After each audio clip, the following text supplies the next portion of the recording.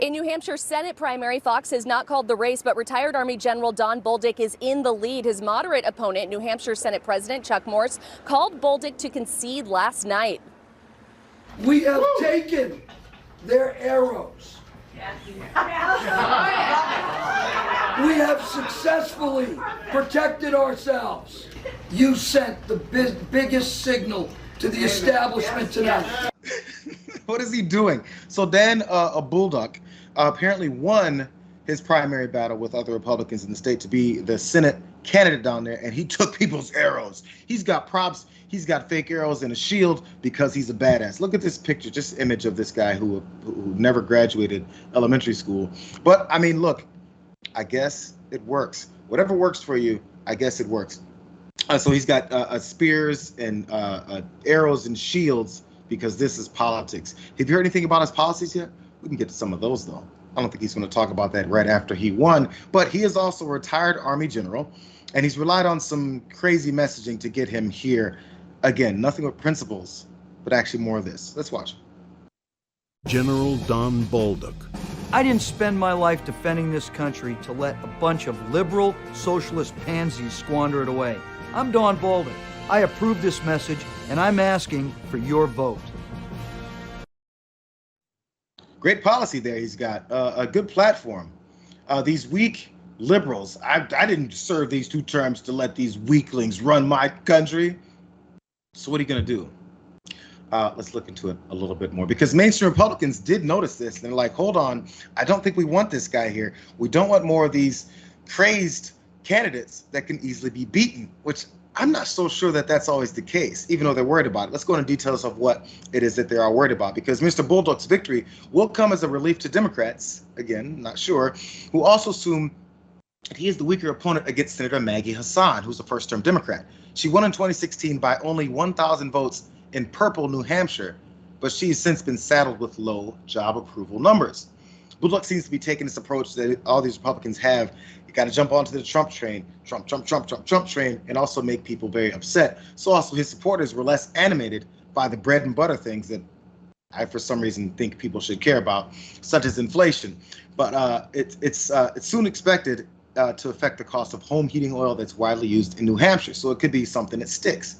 But they're actually more concerned with immigration, the 2020 election, and cultural issues, which he, of course, jumped right on top of.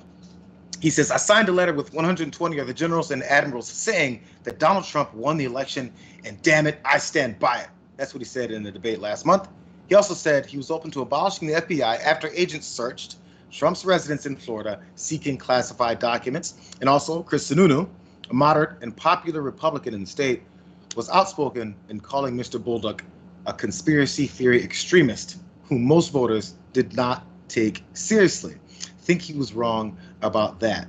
One other part, though, Dan, because this is the kicker for me.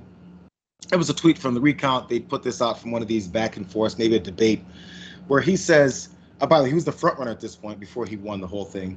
He supports repealing the 17th Amendment. The 17th Amendment states that U.S. senators must be directly elected by the people.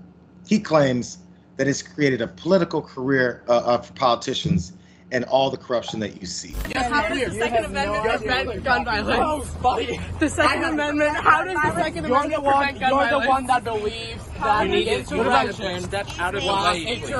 You're blocking a member of Congress. Excuse me, ma'am. You're blocking. How does the Second Amendment prevent gun violence? You're the one that believes that the insurrection step out of the way. You're blocking a member of Congress. Excuse me, ma'am. Representative Marjorie Taylor Greene was being asked questions by activists, people part of this group, constituents, if you would, the American people, who were asking her about her stance on gun violence and why, there's still nothing being done and people still being murdered, including children. But this was just yesterday, and she was talking to this one particular woman. Her name was Mariana Pecora. And as you saw, she wasn't happy with the questions. She wasn't happy with multiple people asking her and putting her on camera for those questions. So it was a kick she put at her feet. Maybe it was one of those, middle school tricks where you kick the person's foot and hope they fall. I'm not sure, but she tried multiple times. So Marjorie Taylor Greene posted the video of her kicking this woman in the back of her foot, as if that's some kind of a win. But anyway, let's watch another angle again to really show how she geared up, focused on her target, even had a little push there as well. Watch again. How does the Second Amendment prevent gun violence? You're the one that believes that the insurrection that's out of the way. You're blocking a member of the Congress. Excuse me, ma'am.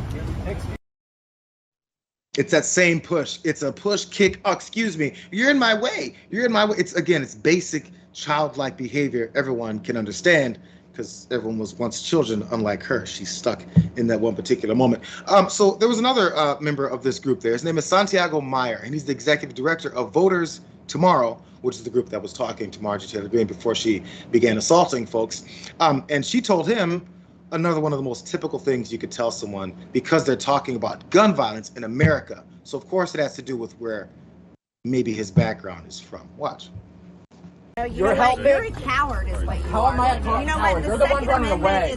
You're the one running away. No, gun rights protect people. That stops people from... Oh yeah, what does gun rights do for all the kids who keep getting shots in school? How am I a coward? Representative Green, please. Am I scared of guns? You're scared of legal gun owners that want to protect their kids in school. Shame on you. How? Shame on me? Yeah, go move to another country where they take away your guns. I want to live in a country where kids don't get shot. I want to live in a country where kids don't get shot. I don't think you like that. You know what? So you like? That way you can give up your Second Amendment rights. So do you like living in a country where kids keep getting shot in school and dying? We need access to the sidewalks.